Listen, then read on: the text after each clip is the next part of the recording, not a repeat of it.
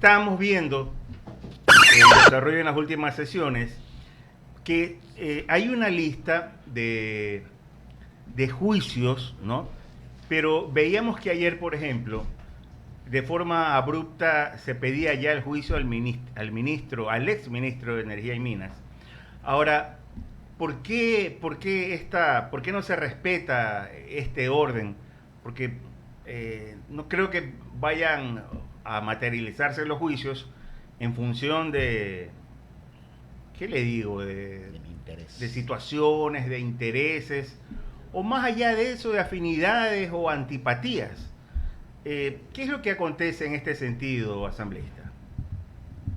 Bueno, nosotros estamos viendo precisamente que existe una agenda de impunidad que todavía sigue adelante y lamentablemente vemos con mucha sorpresa y molestia el intento del correísmo de impulsar un juicio a la fiscal, incluso contradiciendo la cronología natural y normal de los procesos de fiscalización que se encuentran en la comisión. Y eso lo vimos ayer de manera completa, de cuerpo entero, como dice nuestro pueblo, y creo yo que estamos viendo cómo la agenda de impunidad sigue intentando filtrarse a través de las entidades de la propia de la Asamblea Nacional y en general en todas las entidades públicas, ¿no?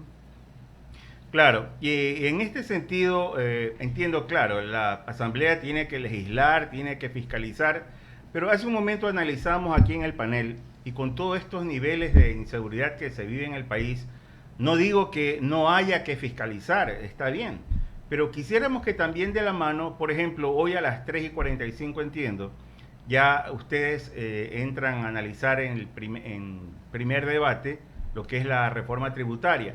Pero nos gustaría también que de la mano se vaya analizando temas que son o que van de la mano con el tema de la inseguridad. Porque, insisto, lo que estamos viviendo en el Ecuador, al menos en este mes de diciembre, disparan los niveles y de alguna manera hay que contrarrestar esto, asambleísta. Bueno, sí, efectivamente tenemos que trabajar, eso es lo que la ciudadanía nos exige. Creo que no solamente ya se encuentra en el orden del día tratar las leyes que efectivamente le interesan al país y que en efecto podrían darle soluciones en algún nivel, en algún sentido. Ya lo hicimos con la ley de extinción de, perdón, la ley de gestión de riesgos, ya se aprobó y creo Uh que -huh. era absolutamente necesaria. Hay que ir inmediatamente ya a trabajar con las leyes que estamos y que hemos ofrecido en campaña, que son todas las leyes que le interesan a la ciudadanía para luchar contra la corrupción, contra la inseguridad, darle empleo al país, darle soluciones al país, pero eso sí, evitar que la mentira y la impunidad se nos filtren y que sean nosotros los legisladores quienes estemos impulsándola. Y eso lo hemos dicho desde el movimiento Construye a la mayoría de la Asamblea Nacional, que actualmente está conformada por el Partido Social Cristiano, el oficialismo y el correísmo, ¿no? O sea, definitivamente, y antes de darle paso a mi compañero, el abogado Ramiro Cepeda, ustedes se mantienen en su postura radical hasta ahora de no ser parte precisamente de esta alianza que inició en el ejercicio en la Asamblea. Nosotros hemos dicho varias veces, nosotros no somos oposición al gobierno, nosotros somos oposición a la inseguridad, somos oposición al crimen organizado, somos oposición al desempleo. Ahora, que no conformemos la mayoría, eso es una decisión conjunta. Básicamente aquí la decisión de no conformar mayoría no fue de nuestra. Nosotros le hicimos la propuesta al gobierno nacional de que deberíamos conformar una mayoría anti-impunidad y decir claramente, teníamos los números en aquel momento para la designación de autoridades de la Asamblea. Hoy día ya obviamente estamos en una posición de aislamiento total y creemos que nosotros vamos a seguir nuestra labor, nuestro trabajo, pero sí estamos viendo con mucha expectativa cuáles son las acciones que está tomando esta mayoría y, claro, definir claramente la posición de todos y de quienes conforman esta mayoría igualmente, que es precisamente, en nuestra opinión, lo que no debería suceder es que se siga adelante con una agenda de impunidad que no tiene ningún asidero ahora en el país, ¿no? Correcto, gracias asambleísta. Continúe el abogado Ramiro Cepeda. Adelante, Ramiro. Jorge, ¿cómo vas? Ramiro, muy buenos días. Bien, pero parece que lo único que les importa construir es el anti, el estar. Ayer la exministra María Paula Romo decía que son anti-Correa, anticorreísmo, y resulta que ese es un discurso que ya está agotado. O sea, no es que estoy defendiendo al correísmo, pero ya de eso uno está cansado. Este país necesita avanzar y no se puede gobernar de espaldas a un porcentaje como del 48%, que uno lo llama perdedores, pero yo no puedo llamar perdedores a quienes han estado presentes en todas las lides electorales, en puestos estelares y que tienen la primera mayoría de la Asamblea. Entonces, con esta introducción, Jorge, a mí me parece que si bien es cierto pueden tener sustento en sus discursos, no tienen operatividad en su gestión y están ustedes marchando sobre un mismo terreno, sino dando paso para atrás. O revén el discurso o simplemente se van a quedar como Robinson Crusoe en una isla desierta. Bueno, esa es una opinión tuya, sin duda alguna. Yo la respeto como el que más, pero nosotros sí somos anti muchas cosas y que creo que la gran mayoría del país lo son. Somos anti impunidad, anti desempleo, somos anti crimen organizado y eso hay que decirlo, porque esos intereses de impunidad y de crimen organizado y esos intereses de impulsar esa agenda de impunidad la tiene el correísmo. Eso hay que ser claros y objetivos. Por eso es que nosotros nos hemos declarado anticorreísmo, antiimpunidad, porque actualmente esos son los valores que están impulsando desde esa orilla.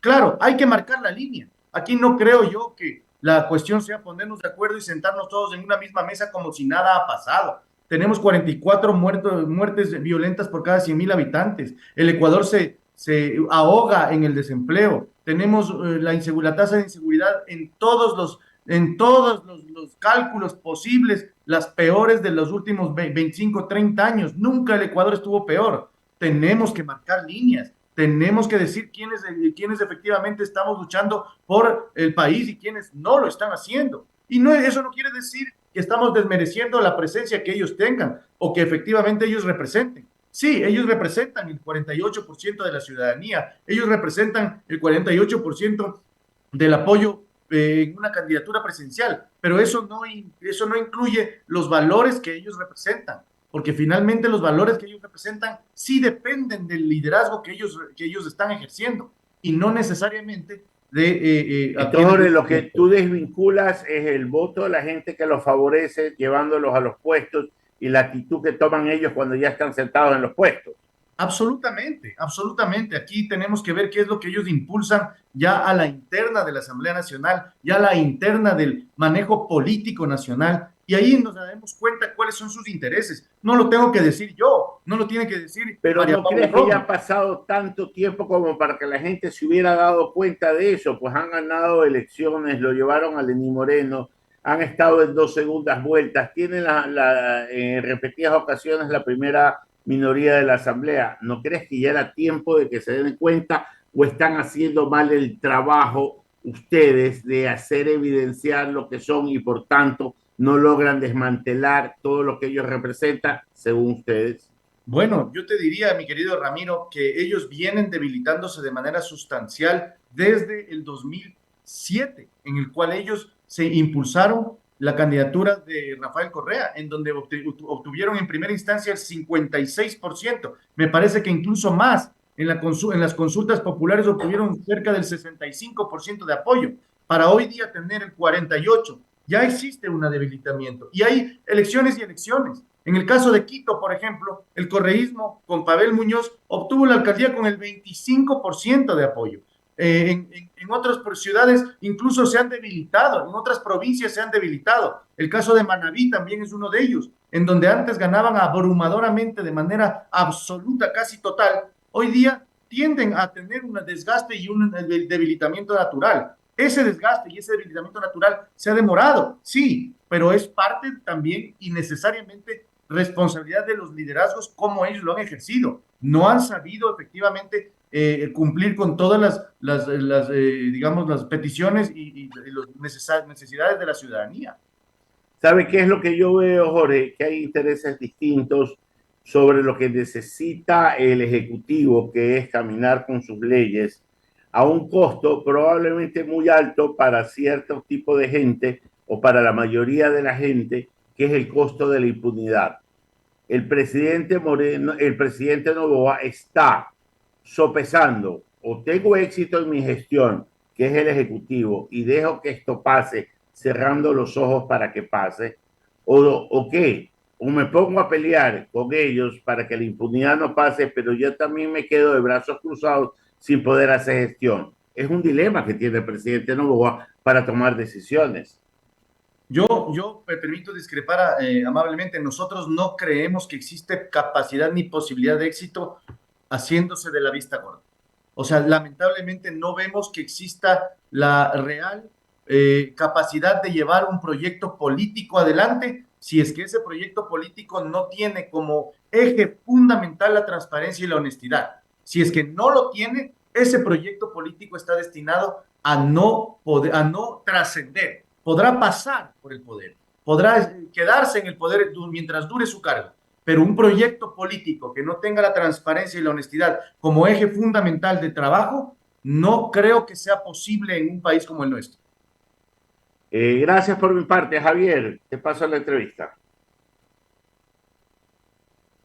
Nuevamente, enorme responsabilidad la que tienen ustedes hoy en día dentro de la función legislativa por el tema de la inseguridad. Entiendo que en cuanto a las reformas al Código Orgánico Integral Penal, hay, dice en el argot popular, el común de los ecuatorianos, un pocotón de reformas, pero tendrían que hacer un solo paquete de alguna u otra forma para darle vialidad a lo que realmente se requiere aplicar en la normativa.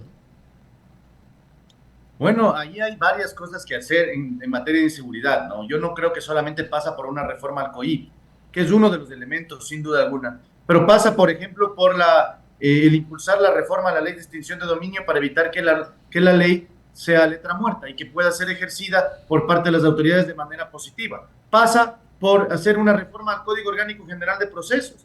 Pasa por hacer una depuración natural y obvia de la Corte Nacional de Justicia y de todas las entidades que ejercen la justicia en el país. Pasa por hacer varias cosas al mismo tiempo.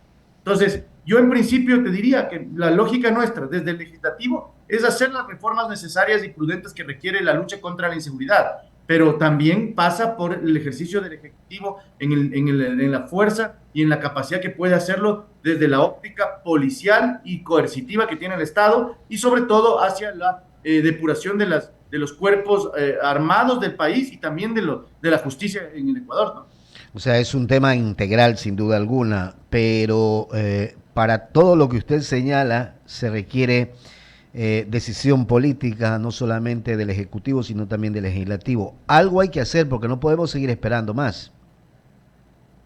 Bueno, lo que corresponde al legislativo lo estamos haciendo. Estamos presentando propuestas de iniciativas legislativas muy claras. El tema de la inclusión de la extradición en la Constitución para nacionales en 3 tipos de delitos, ya lo hemos dicho. Estamos siguiéndole juicio político a Wilman Terán, precisamente porque él es uno de los responsables de que tengamos jueces que se mantengan en la impunidad pese a que no sancionan a jueces que utilizan las medidas cautelares o habeas corpus o cualquier tipo de fórmula para sacar a los delincuentes libres. Es decir, estamos haciendo nuestro trabajo. Corresponde también a las otras entidades del Estado hacer este trabajo, es decir, coordinar con el legislativo, con el ejecutivo, con la función judicial, acciones reales para evitar que la agenda de impunidad y de inseguridad se mantenga en el país. Ahora, eso pasa también por un acuerdo político. Ese acuerdo político por la seguridad del Ecuador es necesario y eso tiene que tener la iniciativa el gobierno nacional, que es quien tiene la facultad ejecutiva y quien puede incidir en la mayor parte del Estado. Todo eso en este acuerdo ejecutivo-legislativo, que obviamente lo que esperamos siempre es que sea con transparencia lo que se haga, no puede ser simplemente reflejado con el tema de fiscalizar a quien tengan que fiscalizar. También se tiene que establecer la legislación adecuada para ir acomodando las normativas o los códigos o las leyes para darle seguridad a los ecuatorianos asambleístas.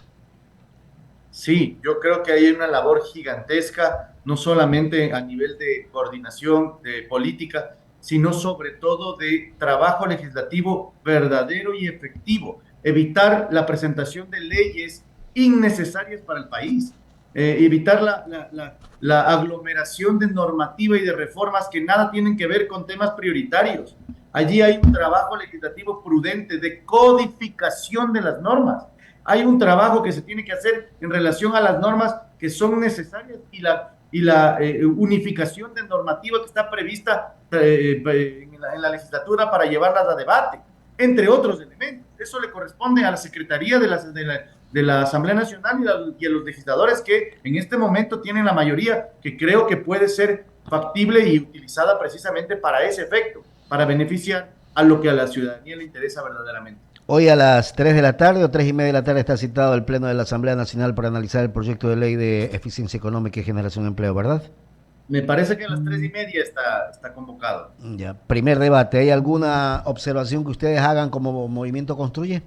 Nosotros estamos muy sorprendidos por la propuesta. Creemos que hay elementos, sin duda alguna, muy complicados de poderlos tratar y sobre todo porque pueden hacerle daño a la economía ecuatoriana. Los expondremos en el Pleno el día de hoy y lo positivo también lo exaltaremos para que se tomen los correctivos necesarios para que en el segundo debate podamos procesarlo y efectivamente tener una ley positiva para el país. Asambleísta, queremos agradecerle, que tenga un buen día.